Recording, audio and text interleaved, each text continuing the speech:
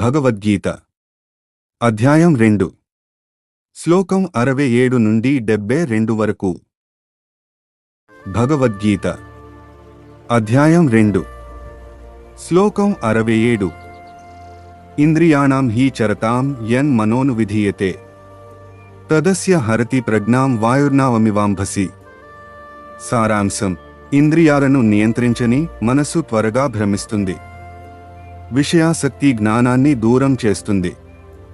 మనసు ఇంద్రియాలను అనుసరిస్తే స్థిరబుద్ధి నశిస్తుంది. నియంత్రణలో శాంతి ఉంటుంది.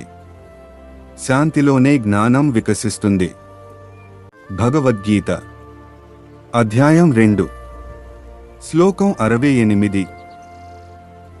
తస్మాద్యస్య మహాబాహో నిగృహీతాని సర్వసః ఇంద్రియాణింద్రియార్థేభ్యస్తస్య ప్రజ్ఞా ప్రతిష్ఠిత. సారాంశం: ఇంద్రియ నియంత్రణ జ్ఞానానికి మూలం. విషయాసక్తి తగ్గితే మనసు స్థిరమవుతుంది. నియమం ఉన్నవారికి మాత్రమే స్థితప్రజ్ఞత. బయటకన్నా అంతర్క్షణమే ముఖ్యము. ఇంద్రియాలు శాంతిస్తే జీవితం స్పష్టమవుతుంది. భగవద్గీత అధ్యాయం 2 శ్లోకం 69. యాం నిశా సర్వభూతానాం తస్యాం జాగర్తి సంయమ యస్యం జాగృతి భూతాని సా నిశా పశ్యతో మునేః. సారాంశం: లోకానికి రాత్రిలా అనిపించే విషయం జ్ఞానికి జ్ఞానప్రకాశం. సంయమి తన అంతరాత్మలో మేల్కొన్నవాడు. ప్రపంచం మెలికలు తిరిగే విషయాలు జ్ఞానికి అప్రాధాన్యం. లోకజీవనానికి యోగి విరుద్ధ దిశలో సాగుతాడు. నిజమైన మేల్కొలుపు అంతర్ముఖతలోనే ఉంటుంది. భగవద్గీత అధ్యాయం 2 శ్లోకం 70. ఆపూర్యమాణమచల ప్రతిష్టం సముద్రమాపః ప్రవిశంతి యద్వత్ తద్వత్ కామా యం ప్రవిశంతి సర్వే స శాంతిమాప్నోతి న కామకామి. సారాంశం: అనేక కోరికలు వచ్చినా మనసు కదలకుండా ఉండడం జ్ఞాని లక్షణం.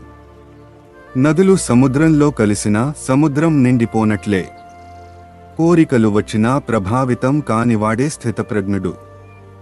అటువంటి వాడికే నిజమైన శాంతి. కోరికల వెంట పడేవారికి శాంతి దొరకదు. భగవద్గీత అధ్యాయం 2 శ్లోకం 71.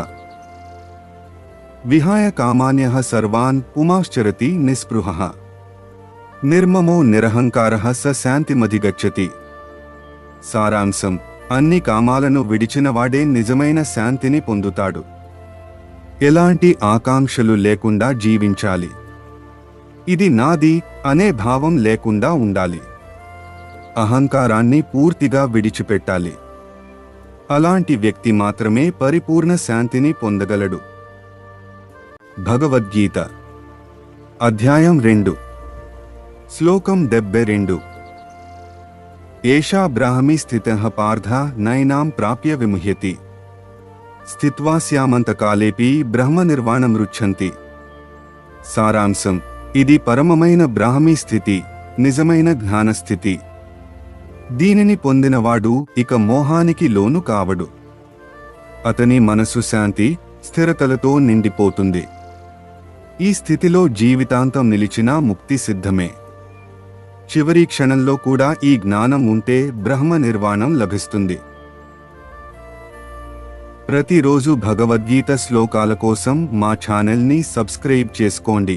ఈ శ్లోకం మీకు నచ్చినట్లయితే మిత్రులతో షేర్ చేయండి. జై శ్రీకృష్ణ.